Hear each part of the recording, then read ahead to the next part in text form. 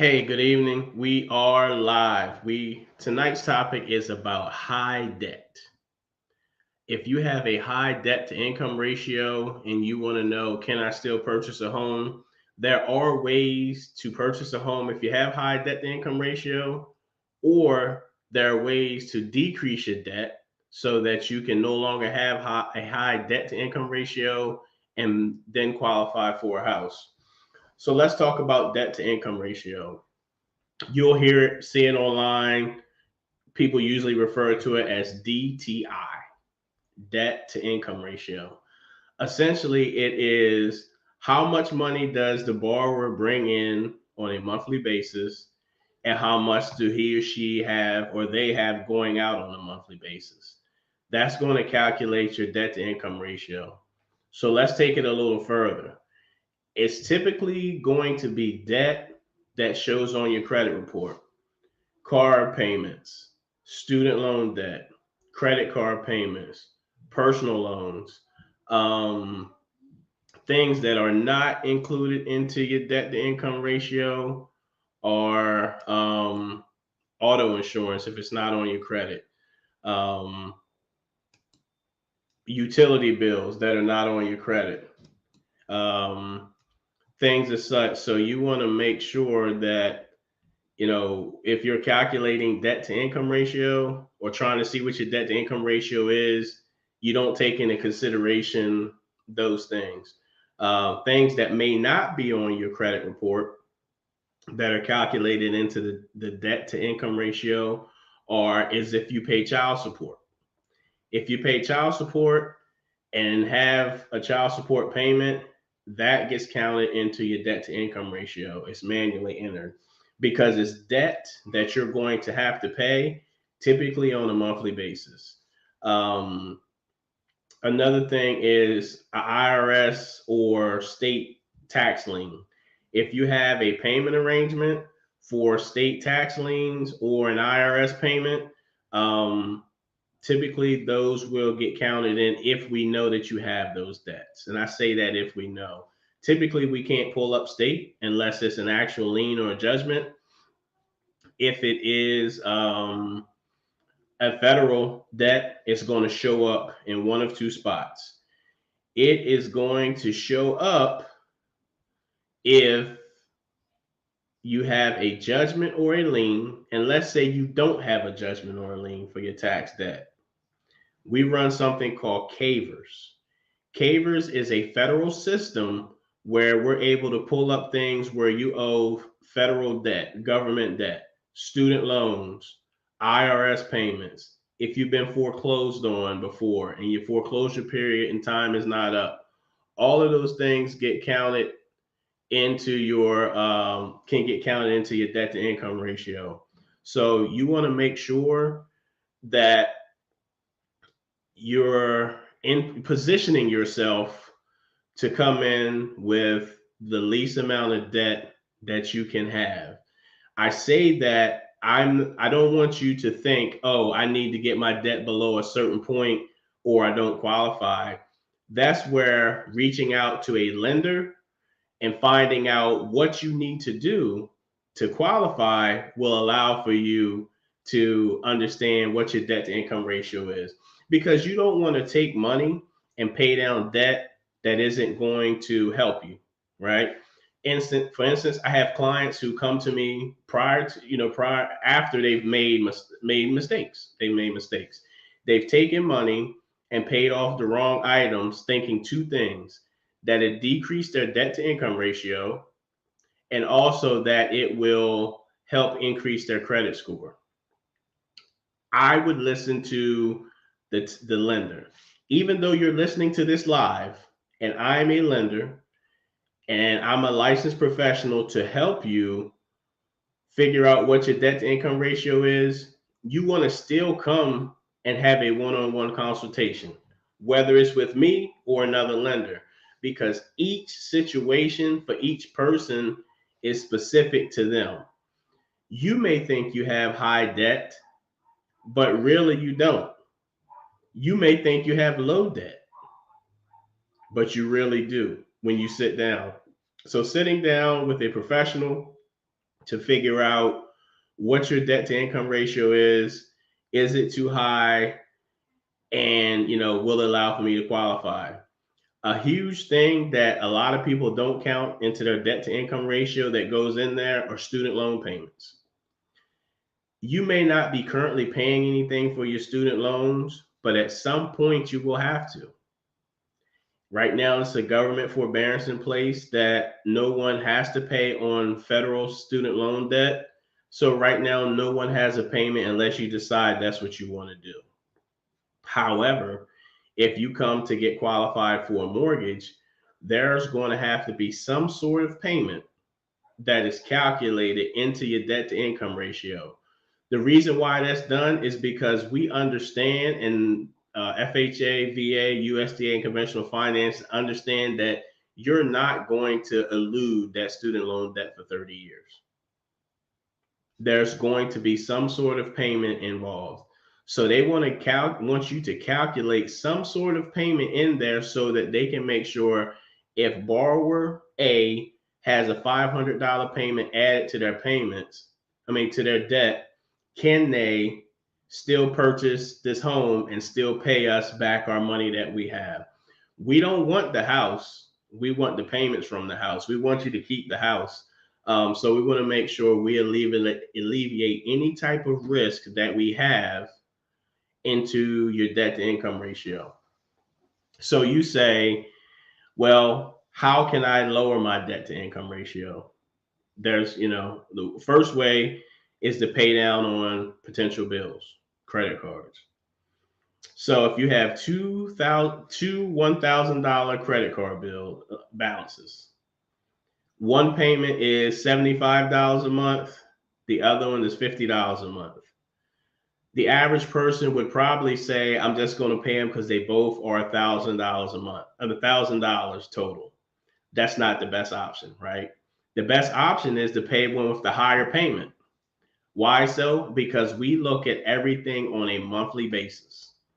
We don't look at the fact that you have $1,000 in debt. We look at, okay, they've got a $75 a month payment and they have a $50 a month payment.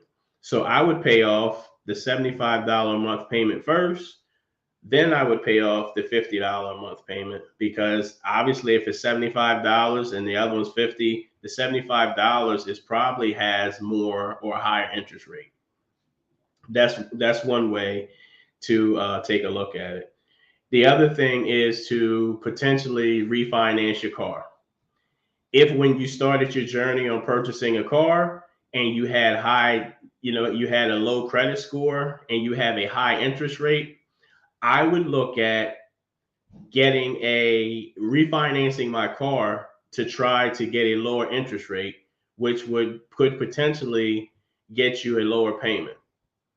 How does the lower payment come into play? Again, on a monthly basis, we're looking at how much you're taking out.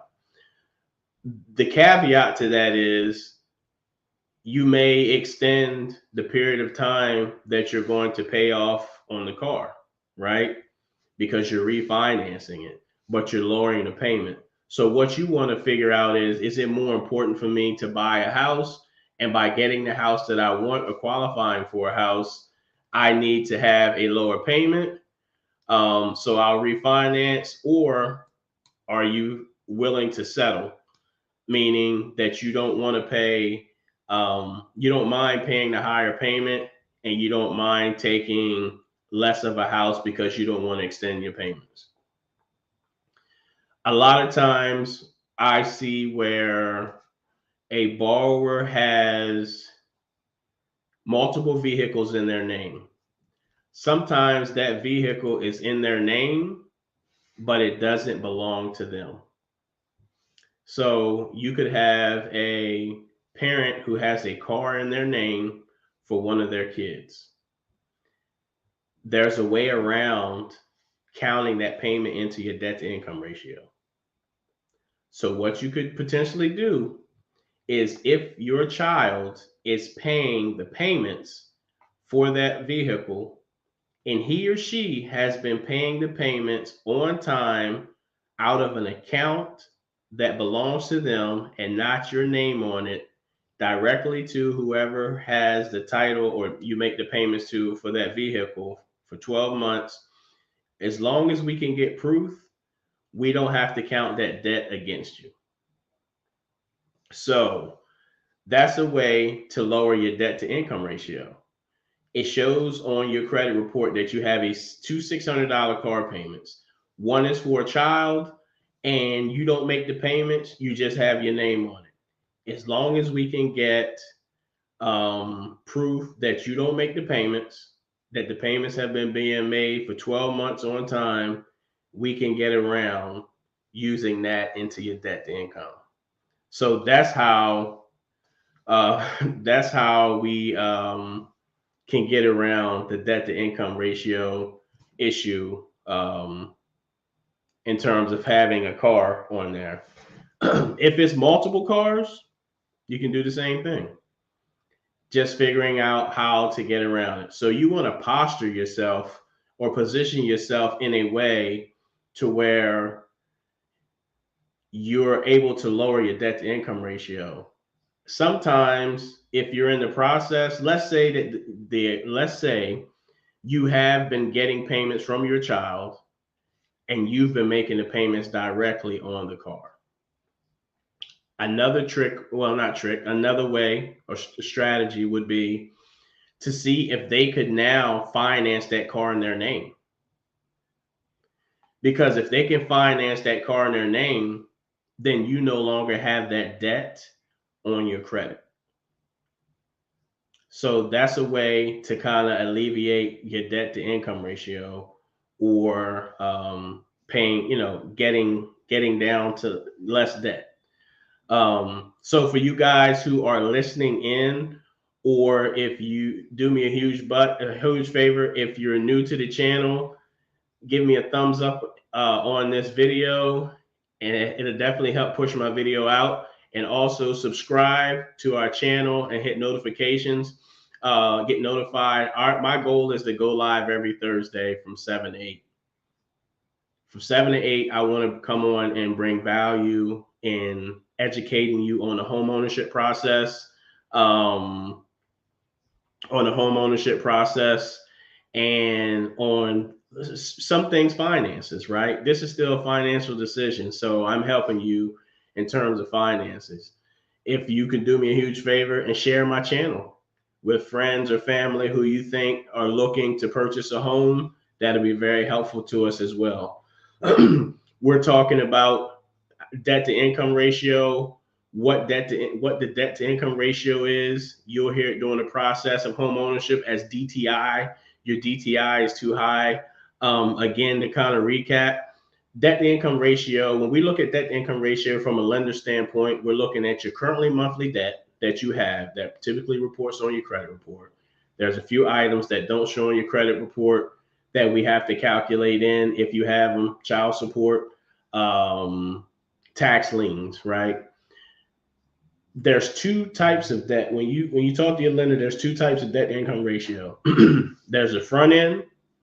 The front end ratio is your housing ratio, meaning the percentage of your income that your house covers. That's the front end ratio. When you hear a lender say your back end ratio is too high, that means that it's your current debt and your housing expense together, which makes your total debt to income ratio. There is a threshold of where each loan can go in terms of debt to income ratio. FHA and VA typically go the highest. FHA will max out around 66.99, right? A back end ratio, meaning your housing ratio along with your current debts. VA will go higher if you have a strong profile, if you have a history of great assets, a great credit history and assets. If you have a high credit score, assets, meaning, and what assets are is 401k, good income, or some type of retirement fund, or money in the bank. They want to see that you are a strong buyer before they let you go. The highest ratio I have closed with VA is like 62. So that person had great credit, a low debt to income ratio. They had assets. They were just a good borrower. So they're willing to take a little bit more risk. So, mind you, in the debt to income ratio, we're not looking at and calculating car insurance, utilities, cell phone bills, groceries, gas. So all of those things aren't calculated in. So sometimes I have people say, hey, well, I make X amount of dollars. Why can't I go higher? Because you still have to live outside of the house. You still have to pay the electric bill, pay the gas bill, pay the water bill, typically have cable. You've got your cell phone, you've got gas for the car, you got auto insurance, childcare expenses. All of those things aren't included in to your debt to income ratio when it comes to us looking at it for housing.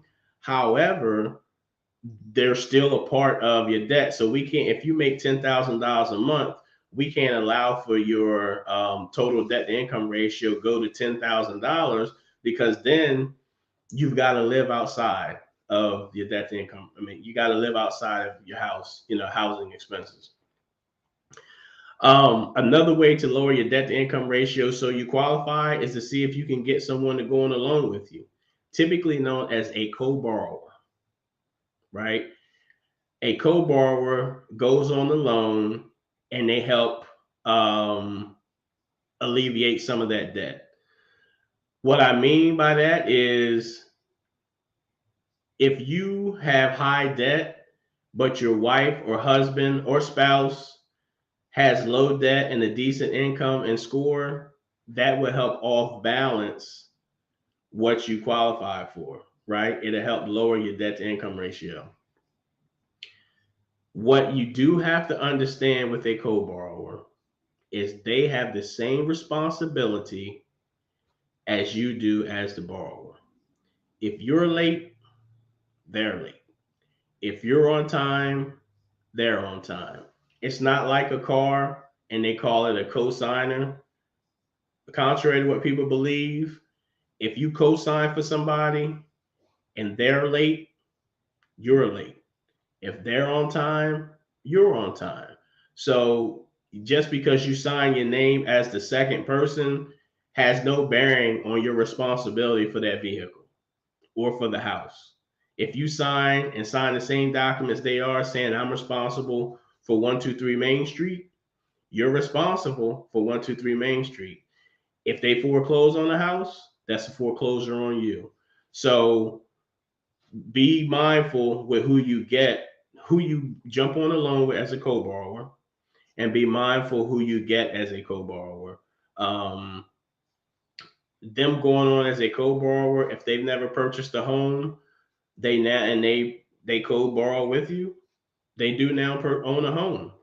Even though they may not live in the home, they're still if this is their first time, they're no longer a first-time home buyer because they have owner interest in a property at the time within the last 3 years.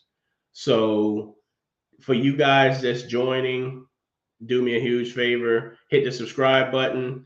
If you're listening and you just jumped on, we're talking about debt to income ratio. If you have high debt to income ratio, can I qualify for a mortgage? How can I get my debt down?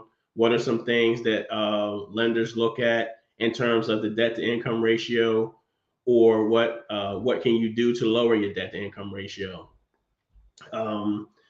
So another thing in terms of your debt to income ratio is you want to make sure that your payments are on time. Each loan has a appetite for risk. If you have a lower score and a high debt to income ratio and no assets, you're not likely to get approved. If you have a good score and a slightly high debt to income ratio and assets, you'll probably get approved. If you have good assets, low score, and a high debt to income ratio, you may qualify because you have money left over after you pay your down payment and closing costs. So when getting approved, we look at three things. How much money do you make? What is your debt to income ratio? And how much money do you have? Four, along with your credit score. Because you have a high debt to income ratio, some people say utilization rate, that can affect your credit as well. So by lowering your debt to income ratio, sometimes you have the ability to increase your credit score. But the best way to find out is go to a lender. Again, you're listening to me talk about it and discuss it, but your DTI and your wife's DTI are two different things. Even if you make the same amount of money, he or she may have loans that you don't, personal debt that you don't. So you want to come and see what is the best way to help see what your debt to income ratio is and how to lower it. If you apply jointly with your spouse and your debt to income ratio is too high, the other thing we can look at is remove the person with the high debt and low income off of the loan. So we can see who's stronger. Is it the husband or the wife? Who has the better chance of getting approved the loan? And then are you able to get the amount of money that you want to do it? So I want to make sure you understand that debt to income ratio is very, very important. It's a level of risk. How much debt do you have? And if your score is low and you have high debt and no money, you're very risky. You're a very risky borrower to the banks. Doesn't matter if you're first time home buyer, second time home buyer, or fifth time home buyer, you're going to be looked at the same. We're going to make sure that you have some sort of money, your scores meet what we need, and it just has the right mix. So another trick, if you have high credit cards and you need the money that you have to close on your loan or for your down payment and closing costs, what you want to do is potentially reach out to your credit card company and see if they will increase your amount that you have, right? So how much your credit cards, if you have $5,000 and if you have $5,000 and your credit card's maxed out, see if they'll increase it to 7,500 or 10,000. That helps two things. It helps lower your utilization, which then helps you increase your credit score, which can help compensate for the high debt. So there's a lot of different things that you can do to offset, high debt to income ratio.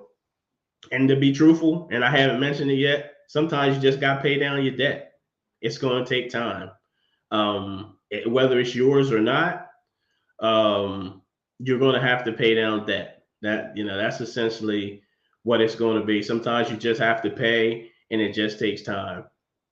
Other things that are counted into your debt to income ratio are if you have collections. If you have collections that are non-medical, that are above $2,000, we have to do a couple of things. We either have to use 5% of the balance and use that into your debt to income ratio. We can use have you get on a payment arrangement. So let's say you owe Verizon $1,500 and then you owe Comcast $1,000. Then that's $2,500 in collections. You could spend $1,000 and pay off the Verizon bill, and then now you're under the $1,500 threshold. $2,000 threshold. So now you have only $1,500 in collections that are non-medical, and we don't have to use the 5%. Let's say you can't afford to pay that $1,000. to get it under $2,000. So then we would use 5% of the balance on the $1,000 bill and 5% on the $1,500 bill. That's for whatever. The higher the debt, the higher the 5% is going to be. Or if you make a payment arrangement with both and say, hey, I've got a payment arrangement where I can pay $100 a month until it's paid off. As long as you've made 3 on-time payments consecutively, we can add that into your debt to income ratio. But so all of those things are looked at. They just want to make sure. The reason why we look at collections and we add something into your debt to income ratio is because if the collection goes into a judgment, which turns into a lien, it can take the person who has the lien could file for foreclosure on your property, and it would take precedence over the mortgage, and then you lose the house, the mortgage company lose out on its investment in you. So we've talked a lot about the debt to income ratio. Do me a huge favor. If you find this video valuable, give the brother a thumbs up. If you find this channel valuable and you have not subscribed, do me a huge favor and subscribe. Again, I try to go live every Thursday from 7 to 8 p.m., bringing value on home ownership and how you can potentially obtain home ownership. So I'm about to answer some questions. The first questions I'll answer will be ones pertaining to debt to income ratio. And then any other questions you have after that, I will begin to answer.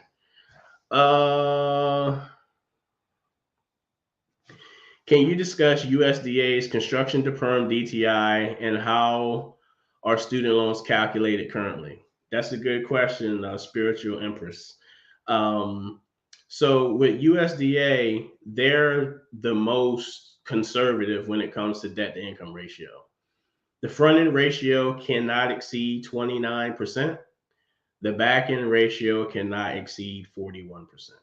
So if you make $2,000 a month, your total debt, your housing payment, and your current debt, you cannot be paying out over $810. And I'm just using $2,000 as a round number, easy to calculate in my head.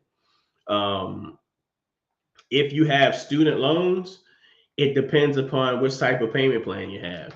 If you don't have a payment plan, they're going to use 1% of the balance. On $100,000 student loan debt, that's $1,000 payment. If you have a payment arrangement, they will use that payment arrangement. Now, while they're the most conservative in terms of debt to income ratio, they're the most lenient in what type of payment arrangement you can have that they calculate. So they, FHA does the regular monthly payment, whatever it is for the life of the loan. They do income-based repayment plan. And then they do 0.5% of the balance if you're in deferment or you don't have a payment arrangement set up. Conventional uses 1% or income-based repayment plan, and also a fully amortized payment, which is the payment the life of the loan. VA's calculation, I know how to do it, I always get twisted doing it. They have a conservative payment arrangement, but they use 0.5%. They use income-based repayment plan, and then they also use the fully amortized payment. It says, how can my daughter and I prepare our debt to income ratio? Prepare our debt to income ratio. Apply and see what it is. Have a lender tell you what it is. That's the best way to get a plan. And also just make sure, once you get that plan, then you have to pay down on it and make sure that, it meets the parameters and allow for it to help you increase your credit score as well. It says, how can my daughter and I prepare for our DTI when we want to buy together? She has the highest debt. Okay, that's the end of the question. So apply. So we can see if she has high debt and then you have lower debt, we're going to average it out, and it's going to come down. Then from there, if that allows for you to qualify for the type of house that you want, that's fine. If it doesn't, then we look at how can you lower your debt to income ratio by looking at her debts and your debts as well.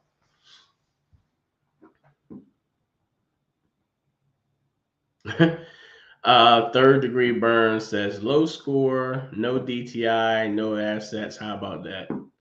Um,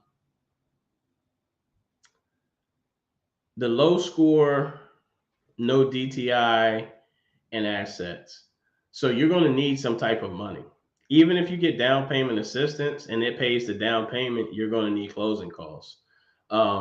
With the low score, even though you don't have a DTI, you won't be considered as high of a risk, but you're going to need assets because the low score is typically going to mean you need to have assets. Regardless, you can have high score, low DTI, but if you can't afford to pay for the house in terms of down payment and closing costs, if the seller doesn't contribute to closing costs and you can't get a down payment, you can't buy.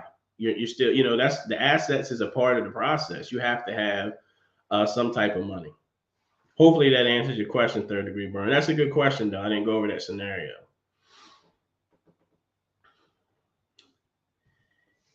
Again, guys, if you are listening to this live or you just joined, we're talking about debt to income ratio. If you have high debt to income ratio, how can you lower the debt to income ratio? I would advise you when this is over to go back and listen to the beginning.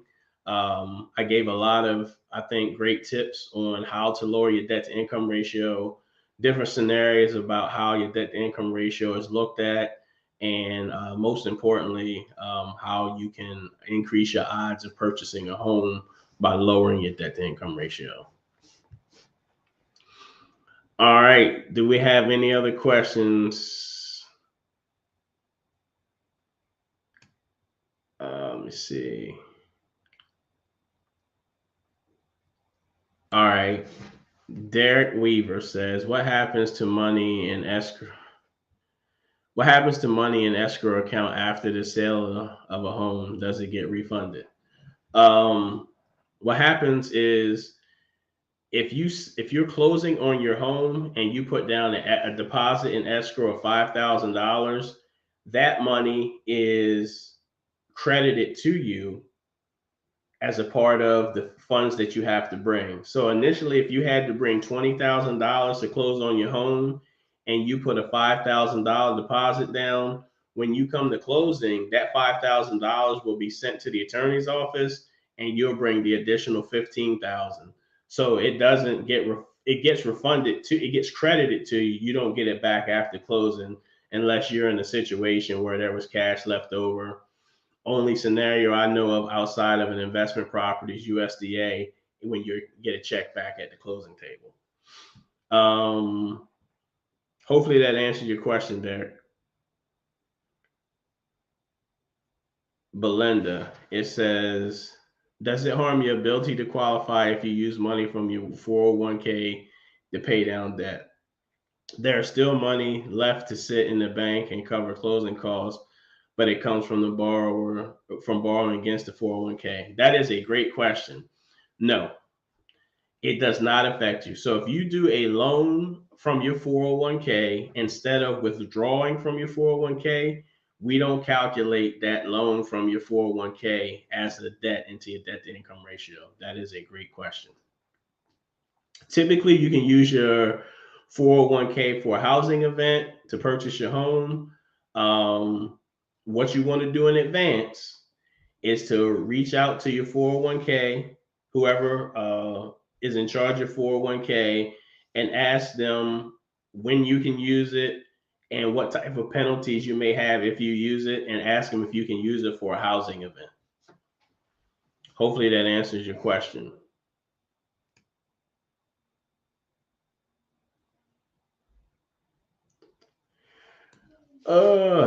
Derek with third degree burns. Is there anything a person can do to speed up the time between bankruptcy discharge and an FHA qualification, or is 2 years a set time? Yeah, for FHA, 2 years is a set time. Now, if you did a Chapter 13 bankruptcy and you're still in that Chapter 13 bankruptcy, as long as you have paid 12 on time payments, you can apply for an FHA mortgage and potentially get approved. The key is getting that property purchase approved by your trustee. So this is important. You can be inside of your Chapter 13 bankruptcy for a year and make 12 on time payments and qualify. If you are outside of your Chapter 13 bankruptcy and it's been 1 year, you can qualify, but it's something called a manual underwrite where there's a few additional steps.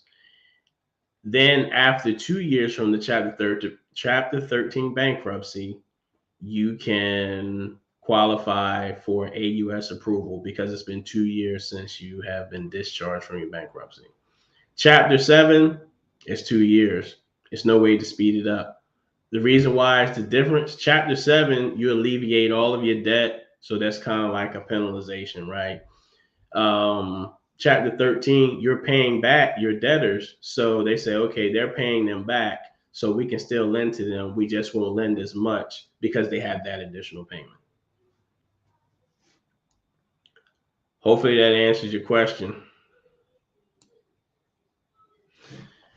It says, I'm sorry, I was meaning as the seller of a home, would the money I have in escrow for taxes and insurance be refunded? Yes. So if there's any funds left over for taxes and insurance, when you sell the home, you will get credited back. So example, at closing, the buyer, part of your cash that's returned to you is where the buyer pays you for the amount of taxes that are left over until from the time of closing to the tax bill.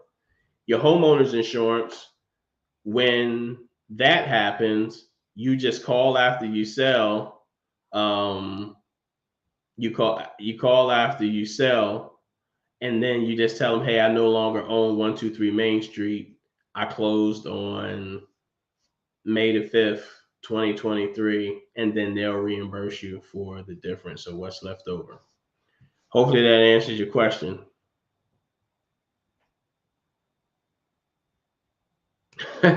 I'm sorry, man. I just want to tell you the truth. Sorry, it's unfortunate. 2 years will go by fast, though. It'll go by fast. Now, if you don't want to use FHA for financing, there's a non-QM, which means a non-qualifying mortgage program that after 1 year of bankruptcy, they will allow for you to purchase a home. However, they typically look for 30% down. So if you have, if you're looking at a $300,000 house and you have $90,000 to put as a down payment, you can do it. And somebody would say, well, if I did bankruptcy, why would I have $90,000? People do file bankruptcy for different things. So that doesn't necessarily mean you don't have the money after the bankruptcy. I appreciate you, man. So listen, guys, if you just checked in, do me a huge favor. One, throw a comment. If you got a comment or a question, a question in the chat, let me know, and I'll answer it to the best of my ability. If you're new to my channel, it's your first time listening to The People's Lender, give me a thumbs up and subscribe and tap that notification button. You'll be notified every time we get a new video or new live. We go live every Thursday from 7 to 8 p.m., providing valuable information and answering your questions. So we also have a few things. We have a Facebook group that we're starting to be active in. So the Facebook group is you join and I'll start going live in the Facebook group. I'll start posting different content and information in the Facebook group. And then we'll start seeing some of the successes and wins of people who have um, had a transaction and closed on their home. So, join the Facebook group. The link is down in the comments. So I have a free gift for you. Down in the comments, there's going to be a link to a home buyer's guide. The home buyer's guide will walk you through the process of purchasing a home from typically A to Z. Now, this what you see on the screen, and I always get it mixed up. This right here on the screen, well, it's a home buyer's journal. The home buyer's journal will help you journal through the process. It will allow for you to take notes as you go through in the home ownership journey, from looking at your budget, having budget worksheets, seeing what debts you've paid off. It was great for the person who asked about lowering their DTI. It's great if when you sit down, you have a conversation with myself or a lender, and they give you tips and things to do, action items to lower your debt or better your credit. It's also good for information once you start looking at houses, so you don't have to remember 123 Main Street had what, or what was this there, and you have to go back and look. You can take notes as you go throughout the house. And then once you own the house that you're going to purchase, it has great information in the back that allows for you to remember who the utilities are, the HOA information, and in case something were to happen to you, or you for some reason forgot, or you can pass it along to the next buyer if you sell, because then they know, okay, here is the water company, the utility company, who installed this, the last time the roof was fixed, the last time the plumbing was fixed. Here's the number to the HOA association. So all that different information. The Home Buyers Journal is great for that. And to help you out. And it complements the Home Buyer's Guide. The Home Buyer's Guide will walk you through a lot of steps. It's very complimentary to my channel and different things that you can do. Some people are listeners, some people are visual. Some do better by doing both, by reading something as well as listening to something. And you'll get valuable information on the process. So you definitely want to check out. Along with that, we have started a monthly newsletter. Weekly newsletter. We will send out valuable information about what's going on in the home ownership industry. Purchasing a home. We'll provide tips on steps for home buyers, walking you through the journey, tips on improving your credit, tips on lowering your debt to income ratio, potentially tips on how to select a house. I may even have a guest article from a realtor who talks to you about processing, going through the process of purchasing a home. We'll have definitions about earnest money deposit, inspections. So we'll have a lot of information, valuable information pertaining to home ownership. I will let you know, I will not spam you, and I will not be selling your information to anybody. This is for my community, and that's what I'm trying to build: a successful home ownership community to help people become homeowners. And in those groups, in the newsletter, we'll have testimonials from buyers who had a successful journey. We will also, in a Facebook group, have people in there who've been able to share their testimonials and had success. And we're just trying to grow a community alongside with this channel. Again, do me a huge favor, thumbs up. If you have any questions, we'll be here for a few more minutes. You can put them in the comment section. I'll ask them to the best of my ability. If I don't know the answer, I will try to get you the answer.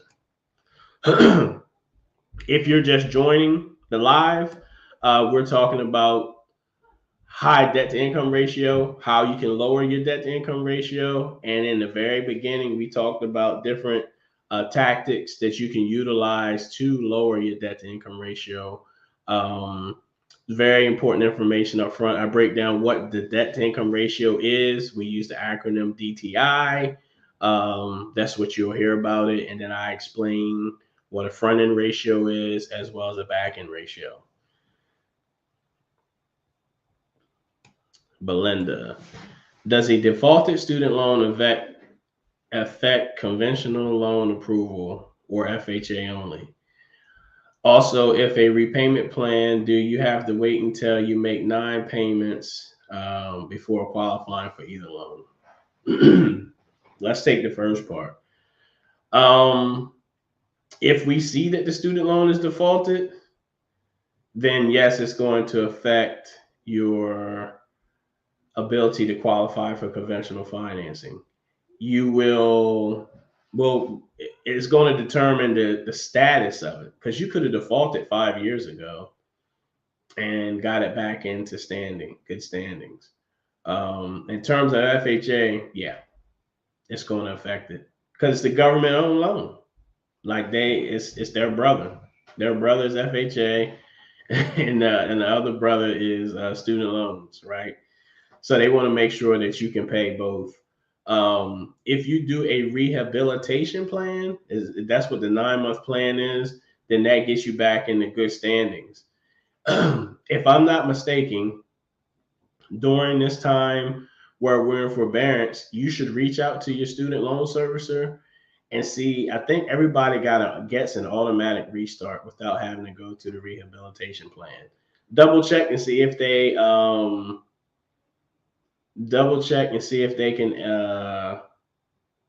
check out, if they can do that now, or if that's a part of the bill that Congress and Senate and the left wing, right wing, and chicken wing are going back and forth with. What's your question, Rodney? Let me see. Can you answer my question?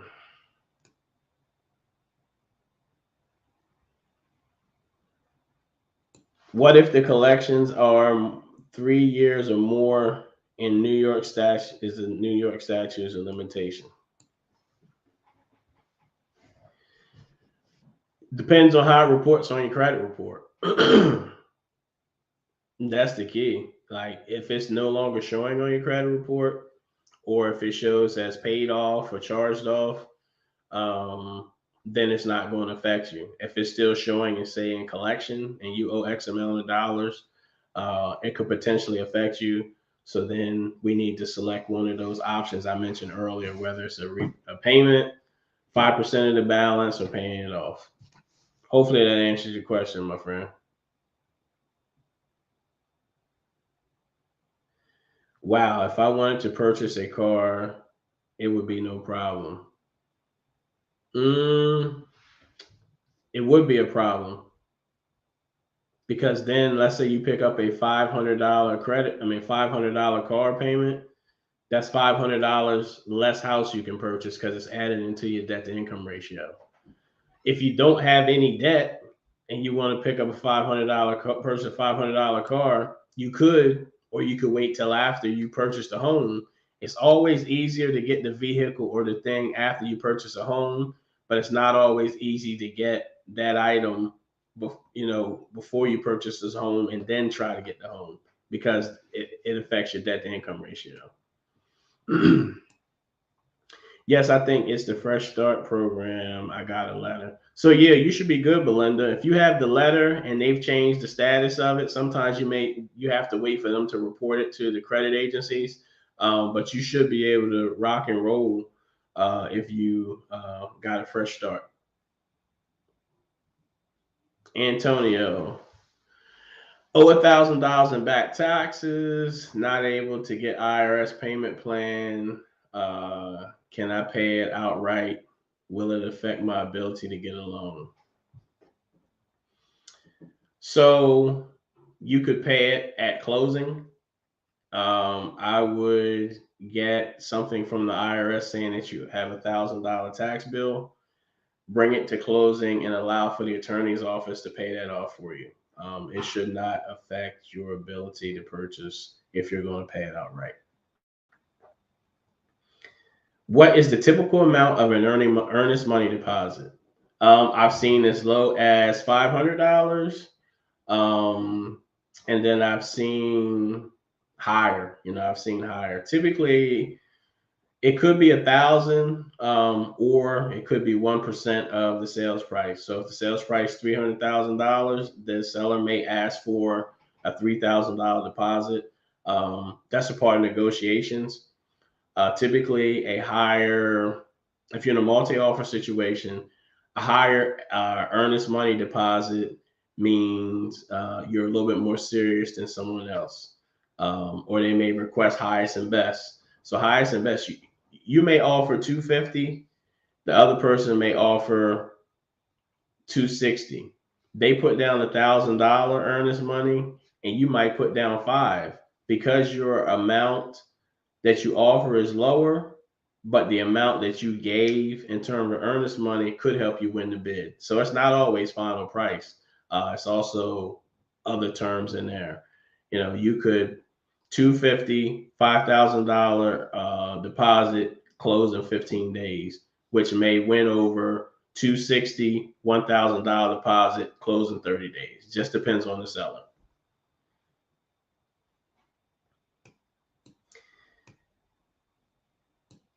Cool, guys. We got about 9 more minutes. Again, if you're watching this live, give me a nice thumbs up. If you're watching the replay, do the same thing. If you have a question, drop it in the comments. I like to go and answer the questions in the comments.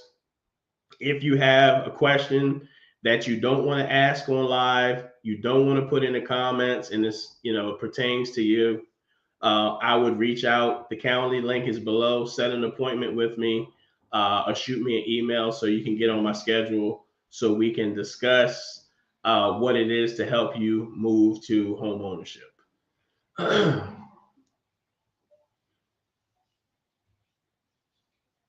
It said, I've been getting offers every day after the discharge. I didn't know the dealers watch bankruptcy cases.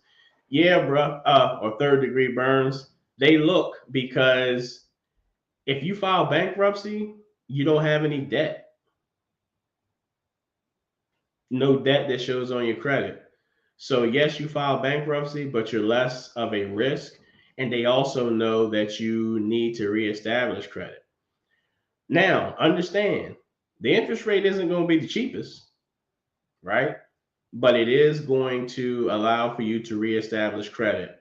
And the further away you get from your discharge or your bankruptcy, and the higher your score begins to go, you could potentially refinance that vehicle, or you could get a better interest rate later on down the line. But um, you do need to reestablish credit, whether it's buying a car, getting a secured credit card, or figuring out some way to reestablish your credit as soon as you can after the bankruptcy. So when you go to apply for a mortgage, they show that you've reestablished credit and you become a better buyer, and you won't go back into that same scenario you were in.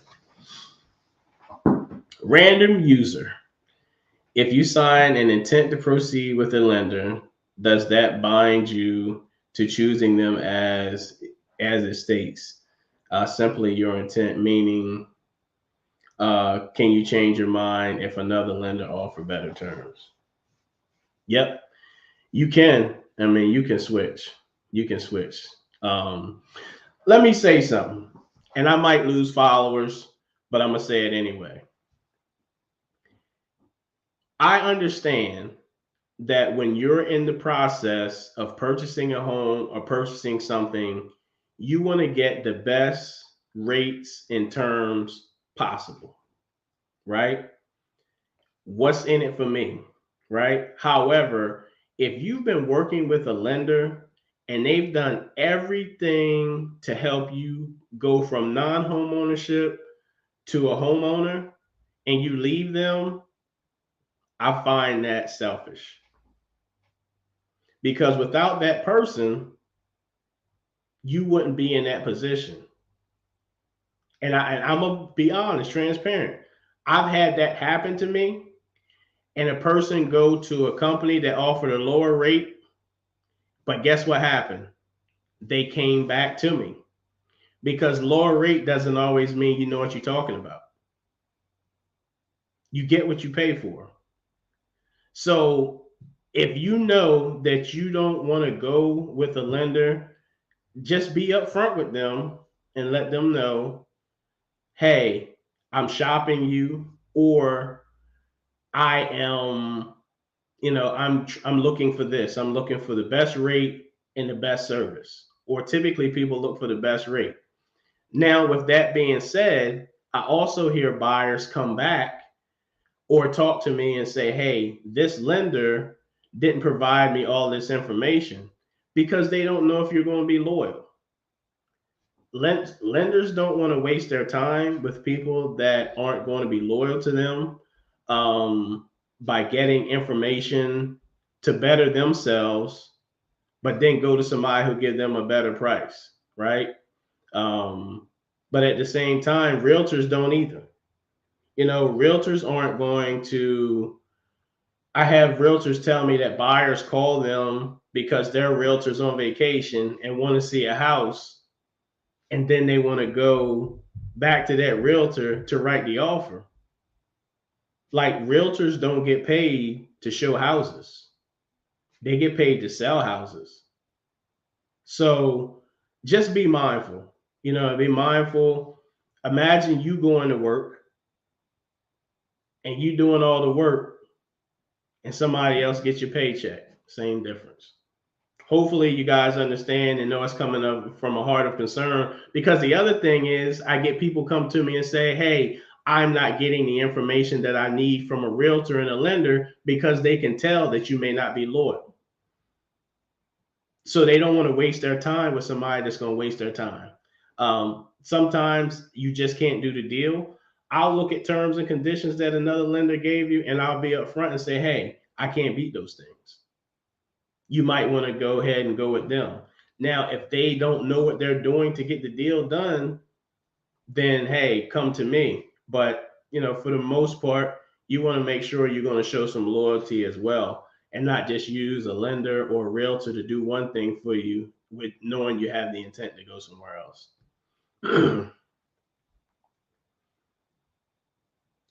Hey, random user, that wasn't for you.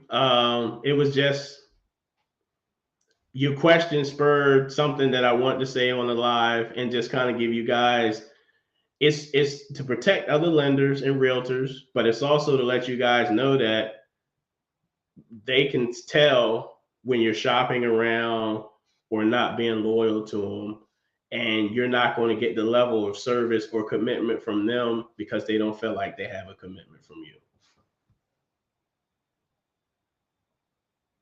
No problem. Thanks, random user. Again, guys, debt to income ratio is very, very important when it comes to purchasing a home. It also is very important in terms of your ability to qualify. So if you have high debt and you're over top the threshold that the loan programs have an appetite for or like, then we have to figure out how to decrease that debt to income ratio. I've seen people do as much as sell their car to lower their debt to income ratio, because purchasing a home was important to them. I've seen people sell their car and then buy something cash.